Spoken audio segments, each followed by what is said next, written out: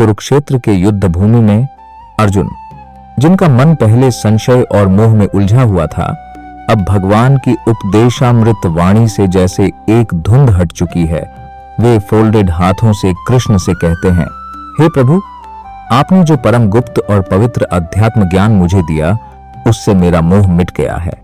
अब मैं देख पा रहा हूं कि यह जीवन केवल देह और संबंधों तक सीमित नहीं, बल्कि आत्मा और परमात्मा के अटूट संबंध तक फैला है। अर्जुन के स्वर में आभार है, मानो किसी अंधेरे में भटकते यात्री को दीपक मिल गया हो। अर्जुन आगे कहते हैं, हे कमल नयन श्री कृष्ण, आपसे मैंने विस्तार से सुना है कैसे यह सृष्टि उत्पन्न होती है और कैसे इसका लय होता है। आपने मुझे बताया कि यह सब आपके अधीन है, आप ही सबके आदि हैं और अंत भी। और हे प्रभु, मैंने आपके उस अविनाशी असीम महात्म्य को भी सुना है, जो न जन्म लेता है न मरता है, जो सब में व्याप्त है और फिर भी सबके परे है। अर्जुन की आंखों में जिज्ञासा और श्रद्धा साथ साथ हैं।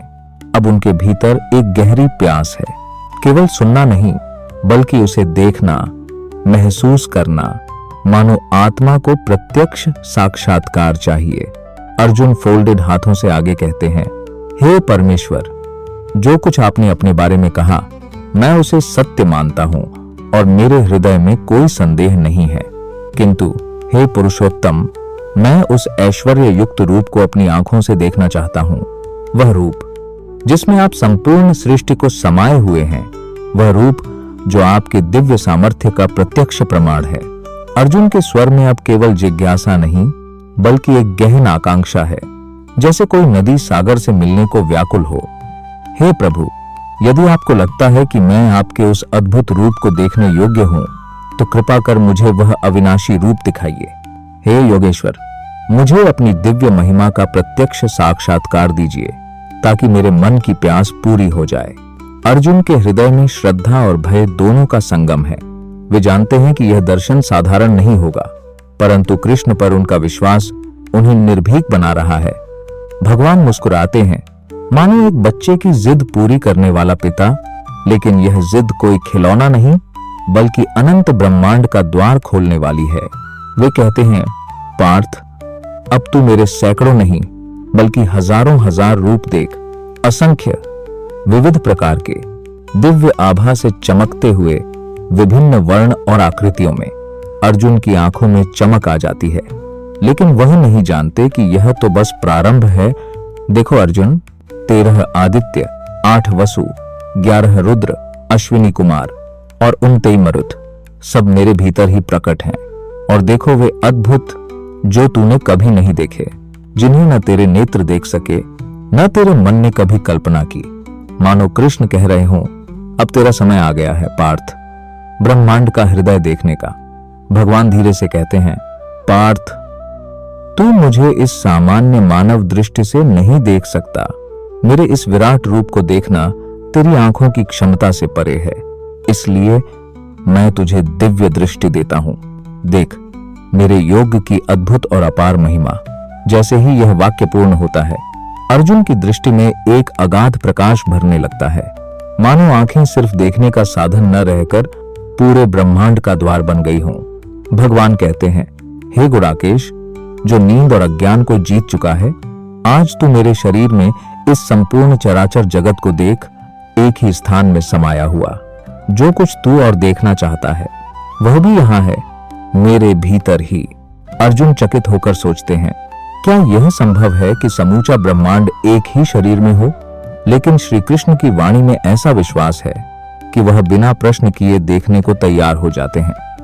संजय, जो धृतराष्ट्र को यह दृश्य सुना रहे हैं, कहते हैं, हे राजन, तब महायोगेश्वर भगवान श्री कृष्ण ने अर्जुन को अपना परम ऐश्वर्य युक्त रूप दिखाया।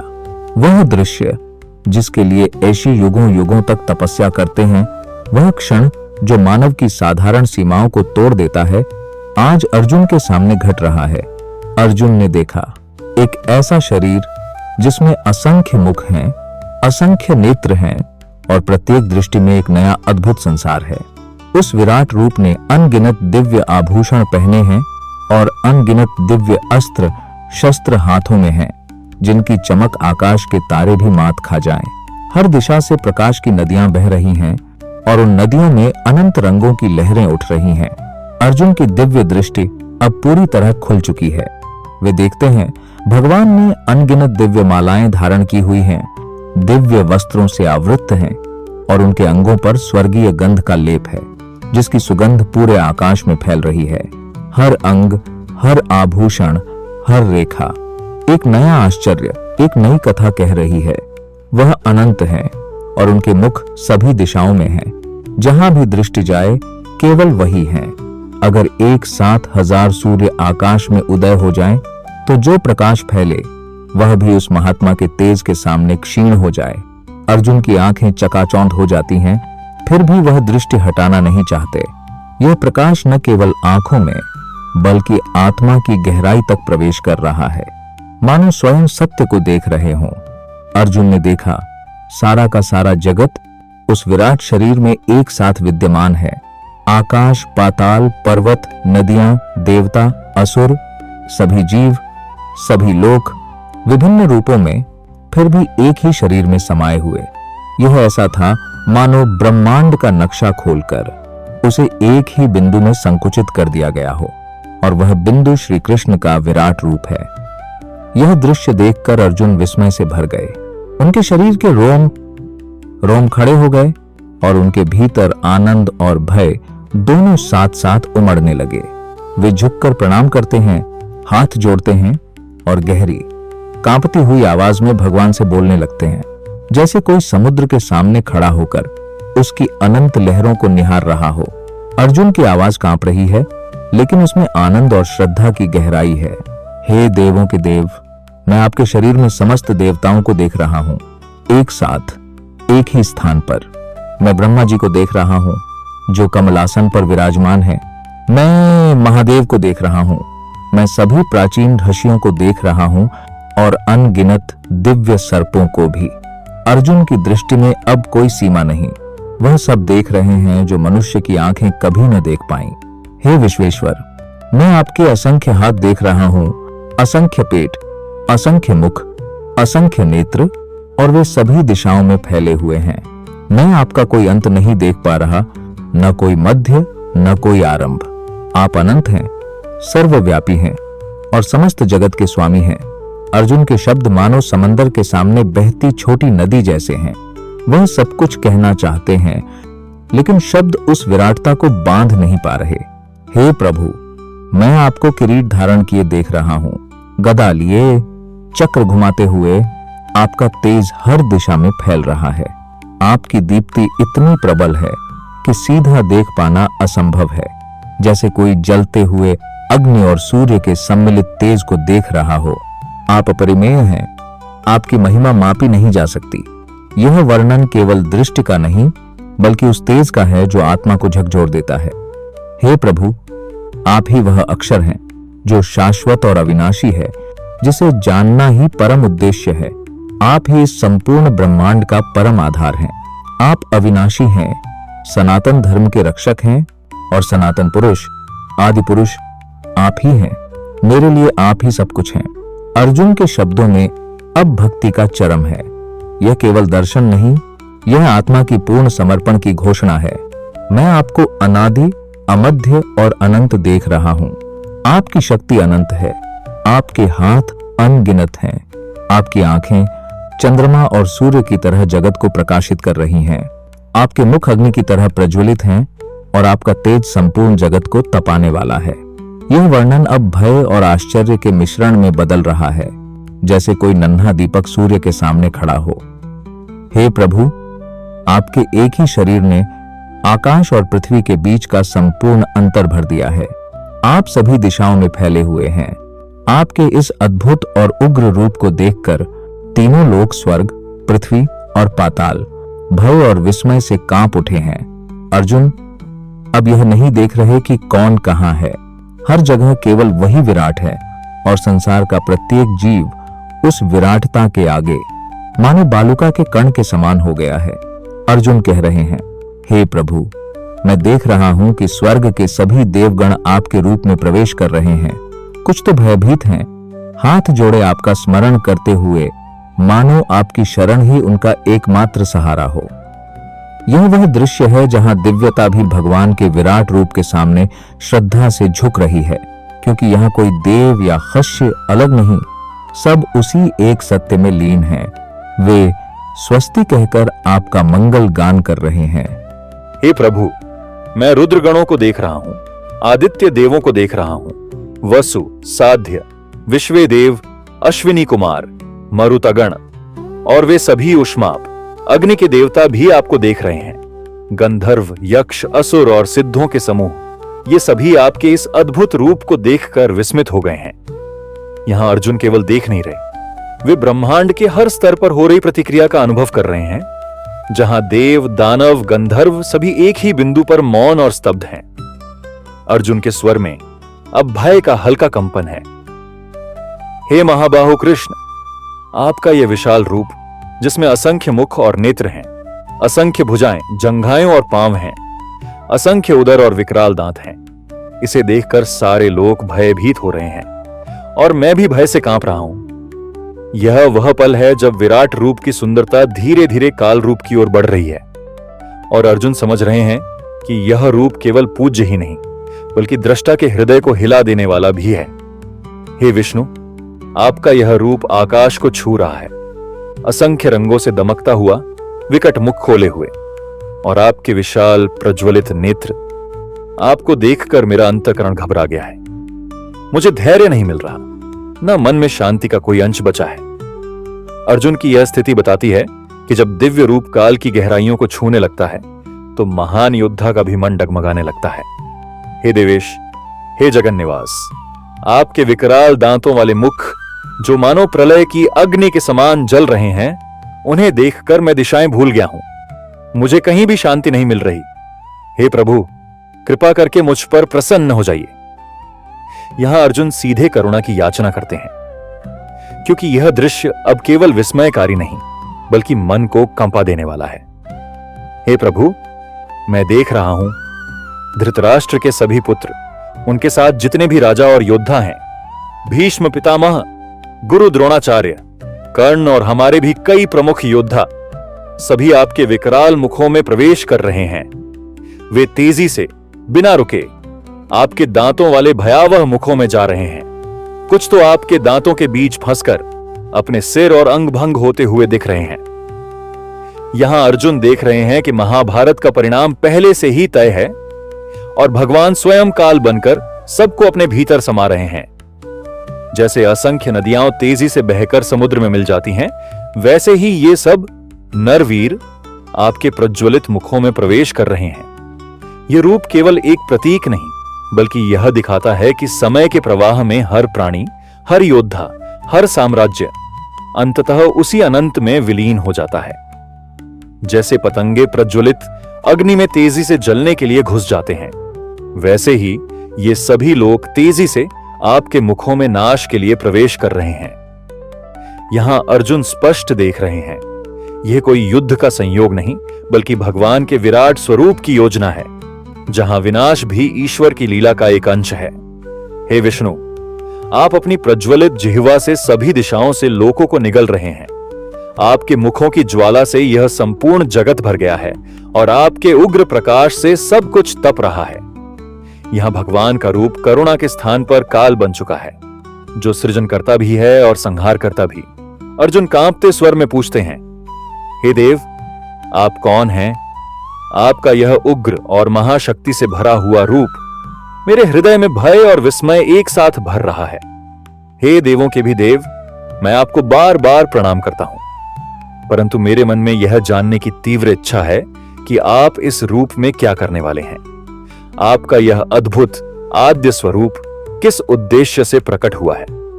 अर्जुन को लग रहा है जैसे समय थम गया हो, पर भगवान की आंखों में जलते अग्नि के समान तेज उन्हें संकेत दे रहा है कि अब एक बड़ा रहस्य उद्घाटित होने वाला है।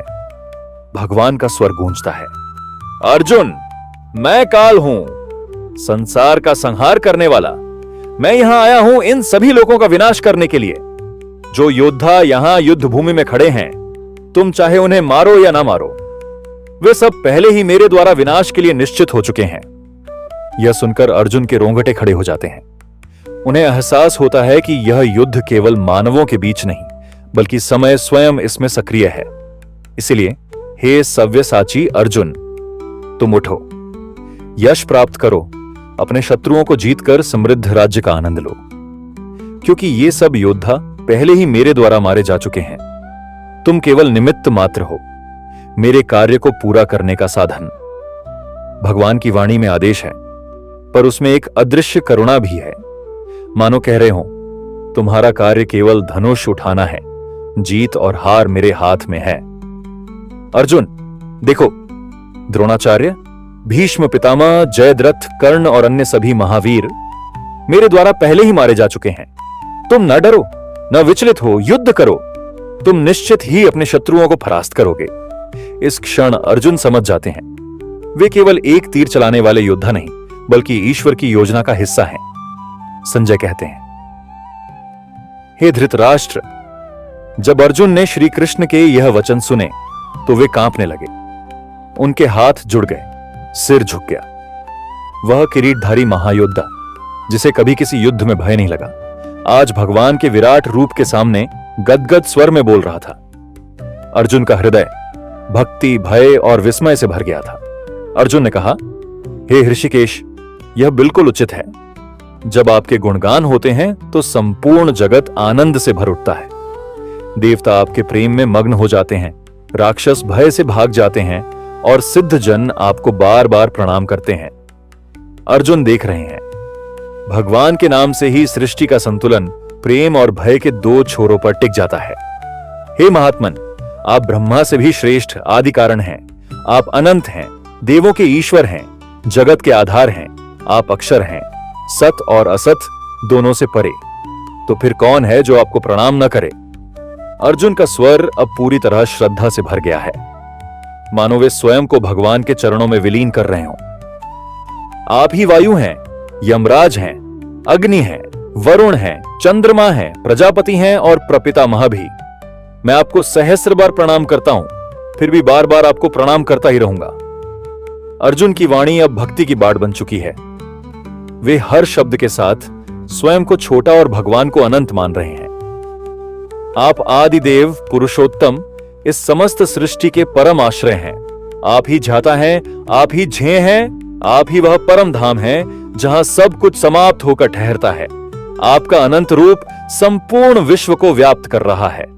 अर्जुन की आंखों में अब भय की जगह अद्भुत आनंद की झलक है, मानो उन्हें अपने सच्चे आश्रय का पता चल गया हो। आपको आगे से प्रणाम, पीछे से प्रणाम, हर दिशा से प्रणाम, क्योंकि आप सर्वव्यापी हैं। आपकी वीरता अनंत है, शौर्य असीम है। आप संपूर्ण सृष्टि को भरते हैं, इसीलिए आप ही सब कुछ हैं। यहां अर्जुन के भाव इतने विनम्र हो गए हैं कि वे मानो अस्तित्व की हर दिशा से भगवान के चरणों में गिर रहे हों। अर्जुन की आंखें भर आईं। हे मेरे मित्र कृष्ण, मैंने आपको सखा समझकर आपसे हे कृष्ण, हे यादव, हे सखे कहकर असंख्य बार पुकारा। आपकी इस विराट महिमा को न जानते हुए मैंने कभी हंसी में, कभी खेल में, कभी विश्राम, बैठने या भोजन करते समय आपसे सहजता में व्यवहार किया। यदि कभी मैंने आपको अपमानित किया हो, एकांत में या लोगों के सामने, तो हे अच्युत, मैं आपसे क्षमा चाहता हूं। यहां अर्जुन का हृदय पूरी तरह पिघल चुका है।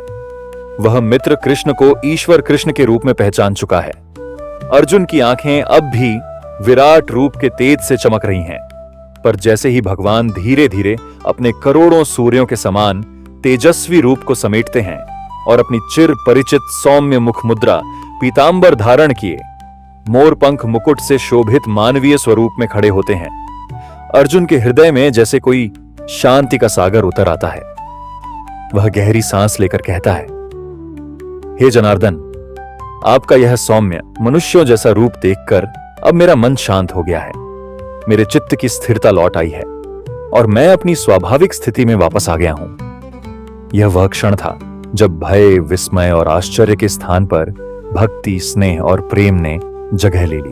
भगवान मुस्कुराते हुए कहते हैं, अर्जुन, तुमने जो मेरा यह विराट रूप देखा है वह अत्यंत दुर्लभ है।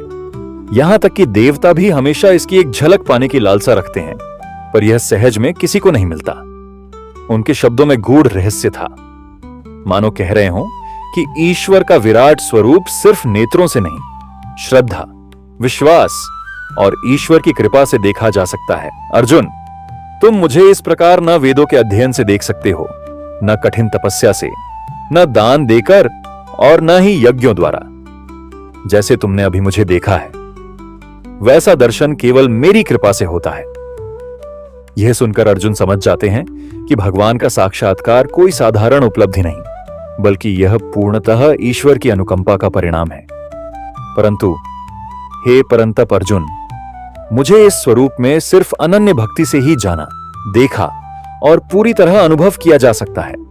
जो भक्त अपने मन को केवल मुझ में लगाता है, जो किसी और की शरण नहीं लेता, जो सच्चे हृदय से मेरी सेवा और स्मरण करता है, वही वास्तव में मुझे जान पाता है, मेरे स्वरूप का दर्शन करता है और अंततः मुझ में प्रवेश करता है।